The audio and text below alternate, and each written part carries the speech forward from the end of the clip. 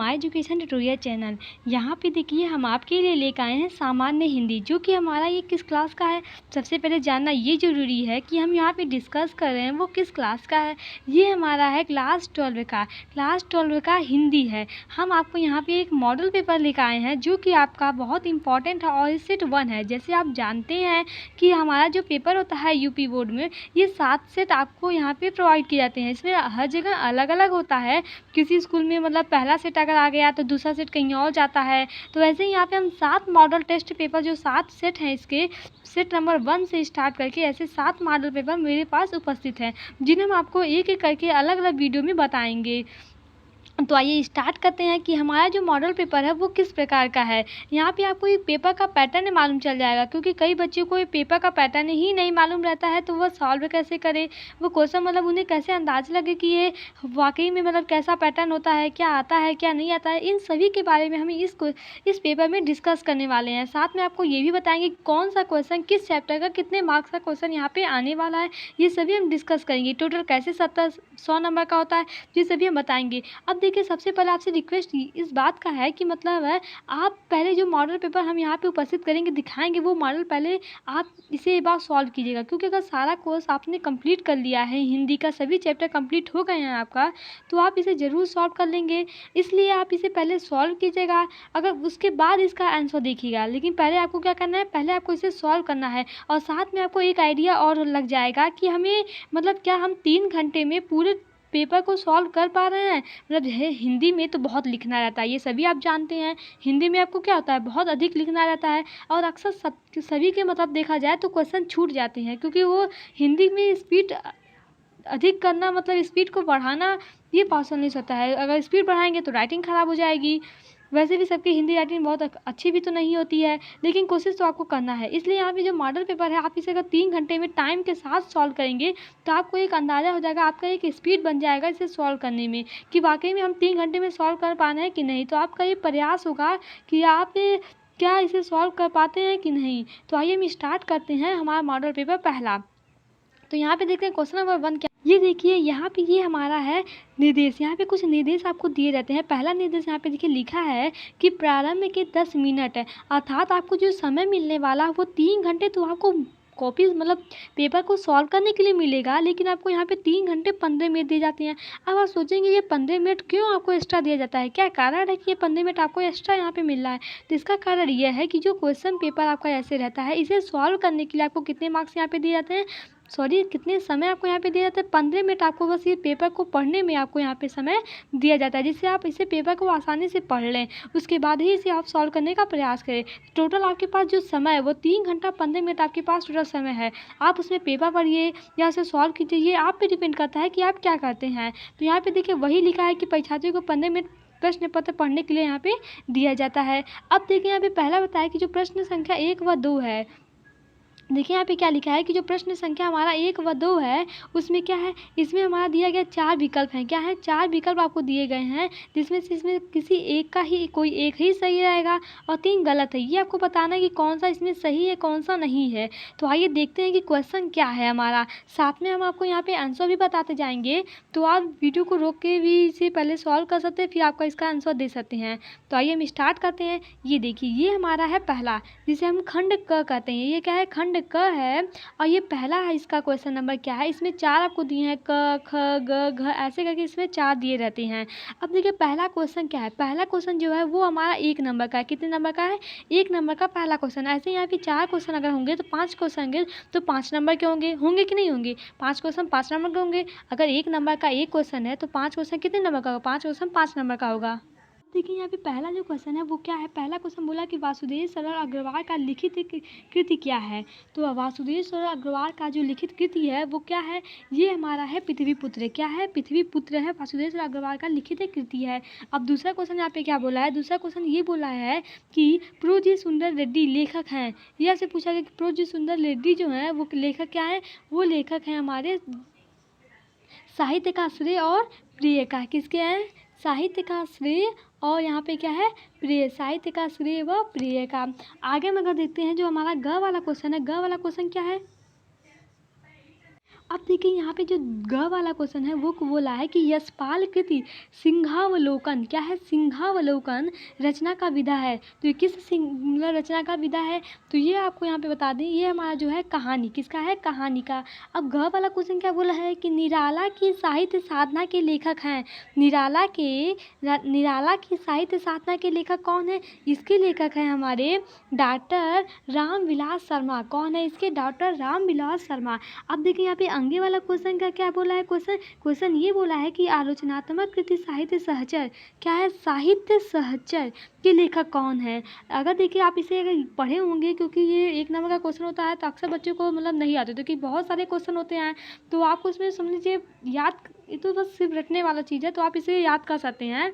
तो यहाँ पे बोला है आलोचनात्मक कृति साहित्य सहचर के लेखक कौन है, तो इसके लेखक हैं हजारी प्रसाद द्विवेदी। कौन है इसके, हजारी प्रसाद द्विवेदी। अगला हम क्वेश्चन आते हैं, ये टोटल हमारे 5 नंबर यहाँ पे फिक्स होगा। अगर पाँचों आप सही करते हैं तो आपको यहाँ पे कितने नंबर मिलते हैं, 5 नंबर मिलते हैं। अब देखिए अगला हमारा क्या है, अगला हमारा यहाँ पे दिया है दूसरे का क, क्या बोला है, ये भी आपको 1-1 नंबर का है। कितने नंबर का टोटल आपके 1-1 नंबर का यहाँ पे है। हिंदी साहित्य का प्रथम कवि का नाम क्या है, मतलब बोला है कि हिंदी साहित्य का प्रथम कवि माना जाता है। हिंदी साहित्य का प्रथम कवि कौन है, ये आपको यहाँ पे बताना। तो ये कौन है, सरहपा। क्या है, सरहपा। नई कविता युग की रचना क्या है, यह आपको बताया कि नई कविता युग की रचना क्या है, तो ये हमारा है यहाँ पे पूर्वा। क्या है, पूर्वा। ये नई कविता की रचना है, पूर्वा। अब देखिए यहाँ पे अगला क्वेश्चन ग वाले में क्या बोला है कि तार शतक, क्या बोला है यहाँ पे, तार शतक का प्रकाशन वर्ष है। जो तार शतक का प्रकाशन वर्ष, इसका समय क्या है, इसका समय हमारा है, क्या है इसका, कल्पना। अब देखिए यहाँ पे आगे वाला क्वेश्चन हमारा क्या बोला है, ये बोला है, सॉरी यहाँ पे देखिए गलती हो गया मुझसे, यहाँ पे तार शतक का जो प्रकाशन वर्ष है वो हमारा क्या है, ये हमारा है 1943। ये क्या है, 1943। ये हमारा क्वेश्चन था 1943 ग वाले का। अब देखिए घ वाला बोला है कि भारतेंदु हरिश्चंद्र द्वारा प्रकाशित पत्रिका है। भारतेंदु हरिश्चंद्र द्वारा जो प्रकाशित पत्रिका है वो कौन सा है, आपको यहाँ पे बताना है। तो ये क्या है, कवि वचन सुधा। ये भारतेंदु हरिश्चंद्र के द्वारा प्रकाशित पत्रिका है। अब देखिए यहाँ पे आगे वाला क्वेश्चन क्या बोला है कि रीतिकाल की सर्वाधिक महत्वपूर्ण प्रवृत्तियाँ क्या है, ये आपको यहाँ पे बताना है। तो ये है हमारा श्रृंगारिकता। ये रीतिकाल की सर्वाधिक महत्वपूर्ण प्रवृत्ति है। आगे में इसी प्रकार क्वेश्चन बात करते हैं। देखिए आपको यहाँ पे पहले जो क्वेश्चन नंबर 1 था उसमें आपको 5 नंबर मिले थे, प्लस इसमें 5 और जोड़ दीजिए। जो हमारा क्वेश्चन नंबर दूसरा है उसका हमें 5-5 नंबर, टोटल कितने मार्क्स के हुए, टोटल आपको यहाँ पे 10 नंबर मिल दिए। अब आप सोचेंगे कि मतलब 10 नंबर का ऑब्जेक्टिव क्वेश्चन ऐसे कैसे होता है, तो आपको यहाँ पे हम बता दें। देखिए आप हिंदी में आप पढ़े होंगे गद्य और पद्य, पढ़े होंगे कि नहीं पढ़े होंगे, इतना तो जानते हैं, मतलब पेपर दे रहे हैं तो इतना आपको पता होगा कि गद्य क्या है, पद्य क्या है। तो जो कि ये 5 जो आप पहले दिए हैं, पहला वाला जो क्वेश्चन था उसका जो यहाँ पे 5 ऑब्जेक्टिव क्वेश्चन आप दिए हैं बहुविकल्पी प्रश्न, ये 5 हमारा गद्य से था। किससे था, हमारा गद्य से था। और ये आप सोचेंगे जो दूसरा था ये हमारा पद्य था, पद्य से जो 5 क्वेश्चन आए थे ये बहुविकल्पी थे, ये हमारा किसका था, पद्य का था। तो गद्य पद्य से आपको यहाँ पे 5-5 नंबर का क्वेश्चन पूछा गया था। आपको यहाँ पे समझ में आ गया कि हमें गद्य से कितना पूछा जाता है और पद्य से कितना पूछा जाता है। अब हम यहाँ पे पद्यांश की बात करेंगे, सॉरी मतलब गद्यांश और पद्यांश की बात करेंगे। यहाँ पे आपको एक पूरा वाक्य दिया रहेगा जिसमें आपको कुछ आंसर उसके देने होंगे और साथ में ये बताना होगा कि किस के लेखक, किसने ये लिखा है, किस चैप्टर से है और इसके लेखक कौन है, ये आपको यहाँ पे बताना है। तो हम स्टार्ट करते हैं। यहाँ पे देखिए जो हमारे तीसरा क्वेश्चन है, ये हमारा क्या है, तीसरा है। बोला है कि दिए गए गद्यांश पर आधारित निम्नलिखित प्रश्न का उत्तर दीजिए। आपको यहाँ पे एक गद्यांश दिया गया है। अब आपको यहाँ पे देखिए समझ में आ रहा होगा कि ये गद्यांश है। तो यहाँ पे अगर आप सोचेंगे कि हमारा गद्यांश का है, अर्थात आपका जो भी मतलब गद्यांश का जितने भी चैप्टर होंगे उन चैप्टरों में से ये कोई एक चैप्टर का गद्यांश आपको यहाँ पे दिया है। आपको ये अब सोच के ये बताना है, कुछ क्वेश्चन का आंसर भी यहाँ पे आपको देना रहता है। तो आइए देखते हैं कि क्वेश्चन क्या है। अब आप देखिए यहाँ पे 5×2 मतलब 5×2 = 10 जो दिया है, इसका मतलब क्या है। यहाँ पे जो तीसरा क्वेश्चन अगर आप करते हैं, आपका मतलब पूरा सही है तो आपको 10 नंबर मिलेंगे। अब देखिए यहाँ पे 2-2 नंबर का है, 5 क्वेश्चन शायद आपको यहाँ पे दिया गया है। अब इस गद्यांश को आप ध्यानपूर्वक पढ़िएगा। यहाँ पे आपको एक चीज़ और दिखाई दे रहा होगा, ये रेखांकित जो लाइन है ये आपको यहाँ पे दिखाई दे रही होगी। इसका कुछ भी क्वेश्चन पूछा गया अगर इसका मतलब है, तो वैसे ही नहीं कर दिया गया है। आप ये मत सोचिएगा कि ये रेखा क्यों खींचा गया है, तो इसका मतलब है इसलिए यहाँ पे खींचा गया है। अब देखिए अगर गद्यांश आपने पढ़ लिया होगा तो ये आपका क्या है, ये आपका हमारा पहला, दूसरा, तीसरा ऐसे 5 क्वेश्चन यहाँ पे दिए गए हैं जो कि 2-2 नंबर के क्वेश्चन है। 5 में 10 नंबर के क्वेश्चन हुए। अब देखिए पहला क्वेश्चन क्या बोला है कि राष्ट्रीय जन के ने किसके साथ साधव्य प्राप्त किया है। ये सभी क्वेश्चन यहाँ पे दिए हैं। अब देखिए यहाँ पे चौथा नंबर क्वेश्चन अगर आप ध्यान से देखेंगे तो ये बोला है कि रेखांकित अंशों की व्याख्या कीजिए। जो आपको हम बता दें यहाँ पे जो रेखांकित ऐसे किए हुए थे जिनका मतलब आप समझ नहीं पा रहे थे, तो ये इन्हीं का हमें व्याख्या करना है और सभी का नहीं करना है। क्या आप कहते हैं कोई बच्चे, मतलब सभी बच्चे ये शुरू से यहाँ से करके यहाँ तक जो भी वाक्य दिए रहते हैं वो इनका क्या करते हैं, व्याख्या कर देते हैं। लेकिन हमें ऐसा नहीं करना है, हमें साफ उसमें ये लिखा हुआ है, ये बताया गया है कि रेखांकित अंश की व्याख्या करना है। तो आपको सिर्फ यहाँ पे जो रेखांकित शब्द ऐसे जो दिखाई दे जिस पे रेखा खींचा गया है इन्हीं का बस आपको व्याख्या करना है और किसी का अन्य का व्याख्या यहाँ पे नहीं करना है। ये देखिए आपका यहाँ पे मतलब ये अथवा करके दिया है। जैसे ये तीसरे का ही क है, उसमें बोला है अथवा करके आपको दिया गया है। तो या तो ये आप ये वाला गद्यांश कीजिए जो हम आपको पहला यहाँ पे बताए हैं कि जन का प्रवाह अंत वाला, और यहाँ पे दूसरा ऐसे करके अथवा करके दिया है। या तो आप ये बताइए, अगर आप इसे पढ़े होंगे तो आप इसे बताइए। दोनों में से कोई एक आपको यहाँ पे बताना है। दोनों आपको नहीं करना है क्योंकि यहाँ पे देखिए अथवा लिखा है, इसलिए आपको दोनों में से कोई एक ही करना है। जो आपको आ रहा होगा आप वो क्वेश्चन अटेंड यहाँ पे कीजिए। ये देखिए ये हमारा क्या है, चौथा में क्या बोला है कि दिए गए गद्यांश पर आधारित है। अब देखिए सॉरी ये पद्यांश है। अगला जो तीसरा था वो हमारा क्या था, गद्यांश था, जिसमें आपको कितने नंबर मिले हैं, 10 नंबर। और पहले वाले क्वेश्चन से और दूसरे क्वेश्चन से कितने नंबर मिले थे, 10। अर्थात टोटल आपको कितने मार्क्स मिल चुके हैं, अभी तक आपको 20 नंबर मिल चुके हैं। अब हम आगे की बात करते हैं कि चौथा वाला क्वेश्चन बोला है कि पद्यांश पर आधारित निम्नलिखित प्रश्नों के उत्तर दीजिए। यहाँ पे कुछ पद्यांश दिए गए हैं। अब सोचेंगे कितने नंबर का है, ये भी हमारा जो है वो हमारा क्या है, 10 नंबर का टोटल है। 5 क्वेश्चन पूछे गए हैं और 2-2 नंबर का एक क्वेश्चन है, तो 5 नहीं 10, अर्थात कितने नंबर का ये हमारा 10 नंबर का ये भी है। अगर आपका सही होता है तो आपको 10 नंबर मिलेंगे यहाँ पे। तो देखिए ये हमारा गद्यांश है, सॉरी पद्यांश है, जिन्हें आप पढ़ लीजिएगा। लिखा है मेरे प्यारे नव जलद से पंख से नेत्र वाले, जाके आए न मधुबन से सो और न भेजा संदेशा। तो ये आपको अगर समझ में आए किस चैप्टर का है, तो आपको अगर पता होगा क्योंकि आप पढ़े हैं तो आपको ये क्या है मालूम है, आप इसे आंसर दे सकते हैं। आगे हम बात करते हैं। देखिए उसमें भी अथवा क्वेश्चन जो हमारा दिया गया था चौथे का, ये हमारा सभी पांचों दोनों यहाँ पे पांचों क्वेश्चन है। बोला है कि पांचों क्वेश्चन आपको यहाँ पे करना है। अब देखिए लास्ट में बोला है कि उपयुक्त पद्यांश का शीर्षक और कवि का नाम लिखना है। मतलब जो आप गद्यांश या पद्यांश पढ़े हैं चारों, जो 4 लाइन में लिखा था, इन पद्यांश में ये किस शीर्षक, कौन शीर्षक है इसके और कौन से कवि हैं, इनके बारे में भी आपको यहाँ पे बताना है। तो ये तो हमारा हो गया चौथा में भी आपको अथवा दिया है। इसमें क्या दिया है आपको यहाँ पे, अथवा दिया है। देखिए दोनों में से आपको एक ही करना है, या तो आप वो वाला कीजिए, या तो यहाँ पे बोला है कि मैं कब कहता हूँ कि जग मेरी दुर्गत गति के अनुकूल बने, मैं कब कहता हूँ कि जीवन मधुनंदन कामन का फूल बने। ये आपको यहाँ पे दिया गया है, इसका आपको यहाँ पे क्या करना है, आंसर देना है। क्योंकि यहाँ पे देखिए 5 क्वेश्चन इसमें भी पूछे गए हैं जिनका आंसर आपको देना रहता है। और ये दोनों में से आपको किसी एक ही का करना है, जिसके लिए आपको 10 मार्क्स यहाँ पे मिलने वाले हैं। तो टोटल कितने नंबर हो गए, टोटल आपको यहाँ पे 30 नंबर हो चुके हैं। अगला अगर हम देखते हैं तो अगला हमारा क्या है यहाँ पे, अगला हमारा है यहाँ पे पाँचवा में क्या बोला है कि पाँचवा में देखिए क ख ऐसे करके यहाँ पे दिए गए हैं। इसके नंबर भी यहाँ पे जो मार्क्स आपको मिलने वाले हैं वो अलग अलग है। जैसे यहाँ पे कितने नंबर का, ये 10 नंबर का है, ये 5 नंबर का है। यहाँ पे देखिए 5 नंबर का ये है। अब देखिए यहाँ पे बोला क्या है, निम्नलिखित में से किसी एक लेखक का साहित्यिक परिचय देते हुए उनकी कृतियों का उल्लेख करना है। आपको यहाँ पे किसी एक लेखक का साहित्यिक परिचय देने के बाद साथ ही उनकी कृतियों के बारे में भी आपको बताना है। कई बच्चे क्या करते हैं, सिर्फ साहित्यिक परिचय दे देते हैं और कृतियाँ नहीं लिखते हैं, जिससे उनके नंबर काट लिए जाते हैं। क्योंकि देखिए साहित्यिक परिचय के लिए आपको अगर 3 नंबर मिलेंगे और कृतियों के लिए आपको यहाँ पे 2 नंबर मिले, इसलिए यहाँ पे 3 + 2 किया गया है। इसका मतलब आप समझिए कि साहित्यिक परिचय के लिए कितने नंबर मिलेंगे, आपको 3 नंबर मिलेंगे। और यहाँ पे जो कृतियाँ अगर नहीं लिखेंगे तो आपको 2 नंबर यहाँ से कट जाएंगी। तो कृति आप जरूर लिखिए क्योंकि 2 नंबर उससे मिलने वाले हैं। अब देखिए यहाँ पे ऑप्शन में 3 दिया, तो आप सोचेंगे तीनों यहाँ पे करना है क्या, नहीं। इसमें देखिए साफ साफ लिखा है कि एक लेखक का, इसमें से किसी एक लेखक, या तो आप कन्हैयालाल मिश्र का लिखिए, या हजारी प्रसाद द्विवेदी, या हरिशंकर परसाई। इन तीनों में से आपको किसी एक लेखक का यहाँ पे जीवन परिचय लिखना रहता है। आगे हम इसी प्रकार देखिए तो ये देखिए हमारा ख वाला क्वेश्चन क्या बोला है, जो कि हमारा 5वें का ही है। ये भी हमारे कितने नंबर का है, ये भी हमारे 5 नंबर का ही है। यहाँ पे देखिए 3 और 2 का मतलब क्या हुआ, यहाँ पे भी आपको 3 नंबर देना है साहित्य परिचय के लिए और 2 नंबर आपको मिलेगा यहाँ पे इसकी कृति लिखने के लिए। अब देखिए यहाँ पे ऑप्शन में 3 है, लेकिन हमें किसका लिखना है, हमें किसी एक ही कवि का लिखना है।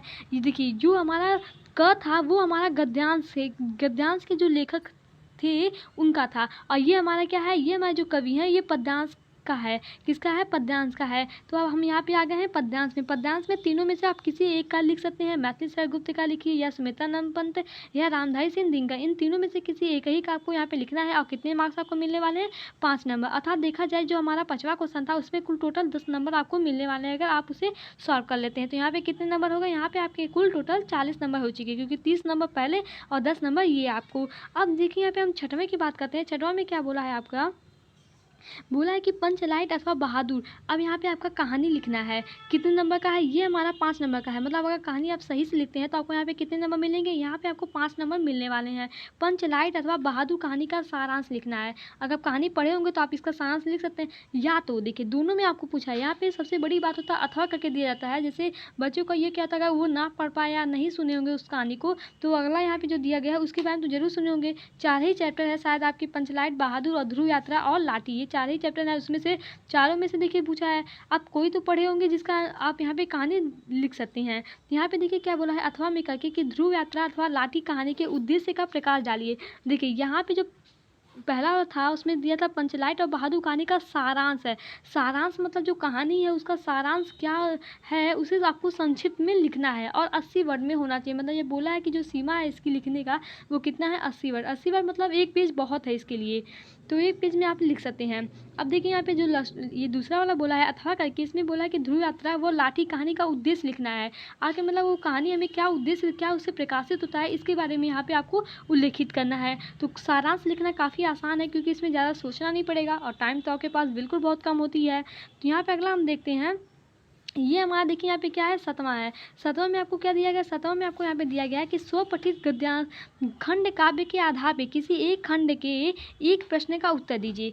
अब देखिए यहाँ पे बोला है कि स्वपठित मतलब आपने जो पढ़ा है, किसी एक खंड, कोई एक खंड का एक प्रश्न, कोई एक खंड के एक प्रश्न का उत्तर आपको देना है। यहाँ पे कई सारे प्रश्न आपको देखने को मिलेंगे, लेकिन उसमें से किसी एक ही को आपको यहाँ पे करना है। अब देखिए सबसे बड़ी बात होता है, ये तो बच्चे बिल्कुल नहीं समझ पाते हैं, उन्हें इसमें समझ में नहीं आता कि कौन सा करें, क्या करें और किसका करें। तो यहाँ पे देखिए हम आपको अगर दिखाएं तो ये सभी यहाँ पे क्वेश्चन है। देखिए हमें पहला क्या बोला है कि त्यागपति खंड काव्य की कथा वस्तु अपने शब्द में लिखिए। या तो अथवा करके दिया गया इसमें भी कि त्यागपति खंड काव्य के आधार पर हर्षवर्धन का मतलब चेतात्मक कीजिए। अब देखिए यहाँ पे जो हमारा बोला है अथवा करके, इन पहले में आपको अगर आप पहला यहाँ पे चूज करते हैं कि हम यही करेंगे और इसमें हमें कुछ नहीं आ रहा है, हम बस यही करेंगे, आप ये कहते हैं, इसमें देखिए इन दोनों में से आप एक कर सकते हैं। या तो आपको हर्षवर्धन का चित्रण लिखना है, या तो अब इस खंड जो त्यागपति खंड काव्य की कथा वस्तु अपने शब्दों में यहाँ पे लिखना रहता है। और देखिए ये हमारा जो गोरखपुर का होता है, या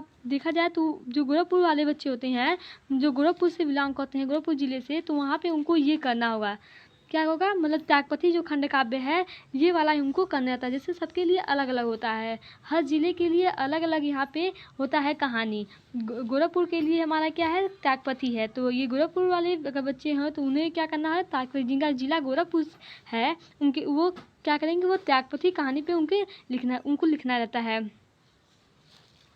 यहाँ पे देख लीजिए, क्योंकि अदर बच्चे भी देख रहे होंगे तो उनके लिए ये आसानी होगा। यहाँ पे कुछ ऐसे करके दिए गए हैं और आगे यहाँ पे भी ऐसे करके यहाँ पे कुछ आपको टोटल 6 क्वेश्चन यहाँ पे आपको मिलेंगे। अब हम आ जाते हैं खंड ख। खंड ख में आपका क्या आ गया, यहाँ पे संस्कृत आ गया। खंड ख में आपको क्या मिल गया, यहाँ पे संस्कृत आ गया। संस्कृत में देखिए आपको क्या करना है कि बोला है कि दिए गए संस्कृत गद्यांशों में आपको देखिए, जैसे हम वहाँ पे बताए हैं हिंदी वाले में जो पहला वाला था खंड क में भी आपको मिला होगा गद्यांश और पद्यांश। वैसे यहाँ पे जो खंड ख है इसमें भी आपको गद्यांश और पद्यांश मिलेंगे, व्याख्या करना है, लेकिन वो किस में रहेंगे, वो संस्कृत में रहने वाले हैं। तो आइए देखते हैं। ये हमारा देखिए यहाँ पे पहला है कि संस्कृत गद्यांशों में से किसी एक का संदर्भ सहित आपको यहाँ पे अनुवाद करना है, और ये टोटल आपको कितने नंबर का है टोटल यहाँ पे आपको 7 नंबर मिलने वाले हैं। 2 + 5 का मतलब वही हम आपको बताते हैं। देखिए यहाँ पे बोला है कि एक का संदर्भ हिंदी में अनुवाद है। तो यहाँ पे देखिए आपको कैसे करना है। यहाँ पे हमारा ये संस्कृत में दिया हुआ है संगीतस्य साहित्य सरस, ये आपको और साथ में देखिए यहाँ पे क्या किया है, अथवा किया है। दोनों में से आप किसी एक का कर सकते हैं। आपको कितने नंबर मिलेंगे, टोटल आपको यहाँ पे 7 नंबर मिलने वाले हैं। पहले आपको संदर्भ सहित संदर्भ लिखना है, फिर बाद में इसका अनुवाद करना है। संदर्भ का मतलब क्या होता है कि ये चैप्टर किस चैप्टर का है और इसके मतलब लेखक किसने इसे लिखा है, उनके बारे में लिखना रहता है। तो ये तो हमारे हो गए गद्यांश, ये हमारा क्या हो गया, गद्यांश। अब हम खंड इसी का ये कितने नंबर का है, 7 नंबर का है। 8वें का ही अगर हम ख की बात करें तो ये हमारा होता है पद्यांश। देखिए ये हमारा क्या है, ख वाला है। इसमें क्या होता है, ये हमारा होता है पद्यांश, जो कि इसमें भी आपको कितने नंबर मिलेंगे, 7 नंबर मिलेंगे। 2 नंबर इसके संदर्भ का और 5 नंबर इसकी व्याख्या का। अब देखिए यहाँ पे अथवा करके दिया है, दोनों में से आप कोई एक कर सकते हैं। क ख में दोनों करना है, ये नहीं कि क को करे या ख का करो, दोनों क और जो ख है ये दोनों आपको करना है। लेकिन क वाले में क्या है, क वाले में दो ऑप्शन दिया है, उन दोनों में से आपको एक करना है। ऐसे ख वाले में इन दोनों में से आपको यहाँ पे एक करना रहेगा। जो आपको यहाँ पे समझ में आ रहा होगा वो आप यहाँ पे कर सकते हैं। अगर हम आगे इसी प्रकार देखें, ये हमारा क्या है, ये हमारा नवा है। नवा में क्या बोला है आपसे यहाँ पे कि निम्नलिखित मुहावरों और लोकोक्तियों में से किसी एक का अर्थ लिखकर वाक्य में प्रयोग कीजिए। यहाँ पे आपको मुहावरा और लोकोक्तियों में से किसी एक का, कोई एक ही का यहाँ पे करना है। आप क्या करना है इसका, यहाँ पे किसी एक का अर्थ लिखकर वाक्य में प्रयोग करना। तो अर्थ पहले लिखेंगे, फिर आपको क्या करना है, वाक्य में प्रयोग करना है। जैसे आपको यहाँ पे 2 नंबर मिलने वाले हैं, तो इन चारों में से आप कोई भी कर सकते हैं। बोला है तो आप अगर आपको याद आ रहा होगा तो आप यहाँ पे कर सकते हैं। अब देखिए इसमें क्या बोला है, ये हमारे 10वां का क है। क्या है 10वां का क, इसमें बोला कि निम्नलिखित शब्दों के संधि विच्छेद के सही विकल्प का चयन कीजिए। यहाँ पे आपको संधि विच्छेद दिया गया है, मतलब संधि आपको दी गई है। आपको यहाँ पे बताना है कि क्या जो इसका विच्छेद किया गया है वो सही है कि नहीं। जैसे और सब पेपर में क्या होता है, 10th में अगर आप देखेंगे आप तो वहाँ पे आपको इसे संधि बोल दिया जाएगा। आप पूछेगा ये कि किस संधि का ये है, तो और आपसे कठिन हो जाता है, मतलब आपको ये पहचाना जाता है कि ये किस संधि का है। यहाँ पे आपको संधि विच्छेद करना है, तो आपके लिए काफ़ी आसान है संधि विच्छेद इसका करना। तो यहाँ पे देखिए ये दिया गया, अगर हमसे पूछे कि इसका संधि विच्छेद क्या होगा, तो इसका क्या हो जाएगा, इसका संधि विच्छेद यहाँ पे होगा वधुधन उत्सव। वधुत्सव क्या होता है, वधुधन उत्सव का क्या होगा, यहाँ पे वधुत्सव होगा। आगे में अगर इसी प्रकार देखें, अब देखिए इसी में जो हमारा क था उसी में हमारा यहाँ पे सेकंड वाला दिया गया है कि स्वागतम का संधि विच्छेद क्या है। तो स्वागतम का संधि विच्छेद क्या होता है, सुधन आगतम। क्या होता है, सुधन आगतम। और यहाँ पे तीसरा क्या है, नायक। नायक का संधि विच्छेद यहाँ पे क्या होता है, नायक का संधि विच्छेद होता है यहाँ पे नय धन अक। ये हमारा क्या होता है, नायक का संधि विच्छेद होता है। नय धन अक, ये हमारा क्या होता है, नायक का संधि विच्छेद होता है। अब देखिए यहाँ पे ये तो हमारा क था। और ख में बात करें तो ख में देखिए आपको यहाँ पे क्या मिला है, दिया गया है कि निम्नलिखित शब्दों में से शब्दों की विभक्ति और वचन के अनुसार सही वचन चयन कीजिए। आपको यहाँ पे सही चयन करना है सब वचन और विभक्ति के अनुसार। देखिए यहाँ पे दिया गया है सरिताम, ये आपको वर्ड दिया गया है। आपको यहाँ पे विभक्ति और वचन का पहचान करना है कि कौन सी विभक्ति है और कौन सा यहाँ पे वचन है, ये आपको यहाँ पे देखना है। अब देखिए अगर यहाँ पे आप देखें तो यहाँ पे सरिताम, सरिताम जो हमारा है वो षष्ठी विभक्ति है। कौन सा है, षष्ठी विभक्ति है और ये बहुवचन है। कैसा है, बहुवचन है। आगे में अगर इसी प्रकार देखिए, ये तो हमारा पहला था। दूसरा इसमें अगर देखें तो दूसरे में क्या बोला है, दूसरे में बोला है कि सर्वसस्मिन में विभक्ति और वचन आपको यहाँ पे बताना है। तो ये क्या है, सप्तमी विभक्ति है और एक वचन है। सर्वसप्तमी का क्या है, सप्तमी विभक्ति और एक वचन है। आगे में अगर इसी प्रकार देखें तो ग्रामर में हमारा आता है यहाँ पे, ये कितने नंबर का है, 2 नंबर का आपको मिलेगा। पहला क में दिया गया है कि निम्नलिखित शब्द युग्मों का सही अर्थ चयन करके लिखिए। आपको यहाँ पे शब्द दिए गए हैं, इनका सही अर्थ आपको यहाँ पे बताना है। तो बोला है अविराम अविराम। देखिए कितना अंतर है, मतलब आप बोलने में बोलेंगे अगर आप ऐसे मुँह से तो आपको दोनों सेम ही लगेगा। अविराम अभिराम, अविराम और अविराम का मतलब यहाँ पे क्या होता है आपको यहाँ पे ये बताना है। तो देखिए अविराम और अभिराम, अविराम का मतलब क्या होता है, अविराम का मतलब यहाँ पे होता है अनवरत। क्या है, अनवरत है। और अभिराम का मतलब होता है आकर्षण। क्या होता है, आकर्षण। अब देखिए यहाँ पे दूसरा से दिया गया है बात और वात है।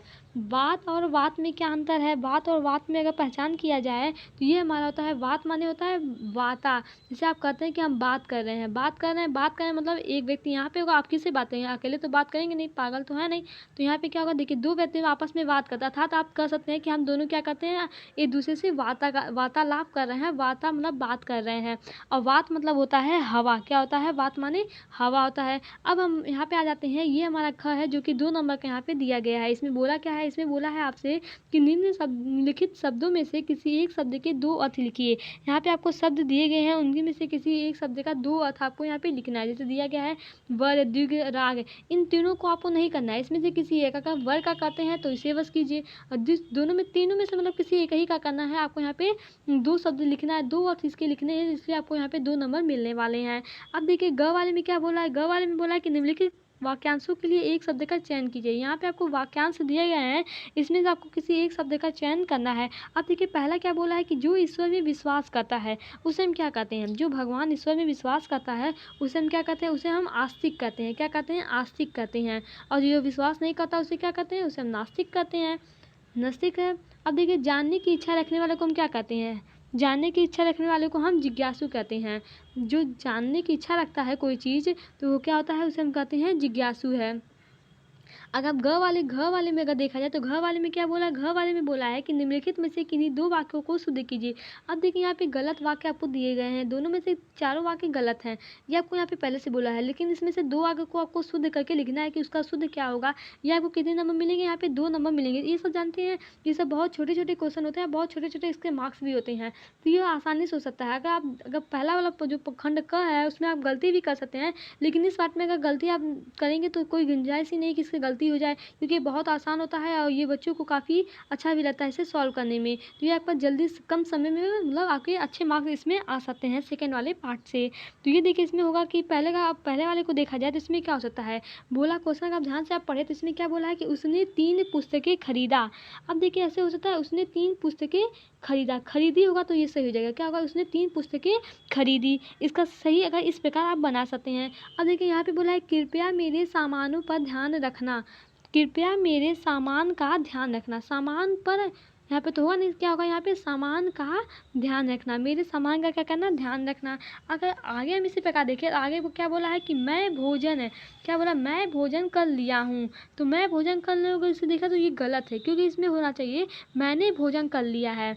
क्या होगा? मैंने भोजन कर लिया है। आगे देखा था एक पुरुष और एक स्त्री जा रही है, एक पुरुष और एक स्त्री जा रही है, तो ये गलत है। यहाँ पे क्या होगा? एक पुरुष और स्त्री, एक नहीं होगा क्योंकि यहाँ पे पहले से एक लिख दिया है, तो एक पुरुष और स्त्री जा रहे हैं, ये इसका सही होगा। तो आप चारों में से किन्हीं 2 ही का करना, आपको यहाँ पे 2 मार्क्स मिलेंगे। चारों करने से कोई फ़ायदा नहीं, क्योंकि नंबर तो 2 ही मिलने वाले हैं आपके। अब देखिए यहाँ पे अगला क्या है? क वाले में क्या बोला है कि वीर, बढ़ावे का क है कि वीर अथवा कटु रस के लक्षण व उदाहरण आपको यहाँ पे देना है। तो ये अगर रस पढ़े होंगे तो वीर रस और कटु रस का यहाँ पे उदाहरण के साथ साथ आपको यहाँ पे लक्षण भी बताने हैं कि कैसे ये वीर रस हुआ और कैसे वो कटु रस हुआ। दोनों में से आपको एक ही करना है, या तो आप वीर का दीजिए या तो आप कटु रस का दीजिए। आगे हम इसी प्रकार देखें। अब देखिए इसमें बोला है ये 12वां का ख है, यमक और श्लेष अलंकार। क्या है? यमक और श्लेष अलंकार का लक्षण से उदाहरण भी आपको यहाँ पे देना है, जो कि 2 नंबर मिले, 1 नंबर तो आपको लक्षण के लिए मिलेंगे और 1 नंबर इसके उदाहरण के लिए मिले हैं। लक्षण का मतलब क्या है? लक्षण का मतलब है आप डिफिनीशन अगर इसकी लिखते हैं, परिभाषा लिखते हैं, तो वही यहाँ पे आपका क्या है? लक्षण हो जाएगा। और उदाहरण मतलब आपको परिभाषा लिखेंगे तो आपको उदाहरण जरूर देंगे, तो वो हमारा क्या होगा? वो हमारा यहाँ पे उदाहरण होगा। तो यहाँ पे देखिए आपको 2 नंबर मिलेंगे, 1 नंबर परिभाषा के लिए, 1 नंबर आपको उदाहरण के लिए मिले हैं। तो यमक और श्लेष दोनों में से आप कोई एक लिख सकते हैं। चौपाई और सोठा देखा जाए तो चौपाई अथवा सोठा छंद के लक्षण और उदाहरण दोनों में आपको यहाँ पे लिखना है। या तो आप लक्षण लिखे या तो उदाहरण नहीं, सॉरी, लक्षण उदाहरण तो दोनों लिखने हैं, लेकिन आपको क्या लिखना है? चौपाई और सोठा दोनों में से किसी एक का। अब 13वां क्वेश्चन अगर देखें तो 13वां क्वेश्चन में क्या बोला है कि अपने क्षेत्र में प्रदूषण, क्या बोला यहाँ पे देखिए, अपने क्षेत्र में प्रदूषण से उत्पन्न स्थिति का वर्णन करते हुए किसी दैनिक समाचार पत्र के संपादक को एक पत्र लिखिए। आपको देखिए आपके क्षेत्र में जो आप जिस एरिया में रहते होंगे, इस एरिया में अगर जो यहाँ पे प्रदूषण अत्यधिक बढ़ रहा है तो आप क्या करेंगे? साफ सफाई करवाने के लिए क्या करेंगे? समाचार पत्र में पहले प्रकाशित करवाएंगे, तभी ना लोग जानेंगे। यहाँ पे देखिए बोला है कि आपको प्रकाशित करने के लिए आप जो पत्र लिखेंगे वो आपको यहाँ पे लिखना है। तो अगर आपको पता हो कि कैसे लिखा जाता है तो आप यहाँ पे लिखिए। अथवा करके देखिए यहाँ पे कितने नंबर है? आपको 6 नंबर का यहाँ पे दिया गया है। अगर आप एक लिखते हैं पत्र तो आपको 6 नंबर मिलेंगे।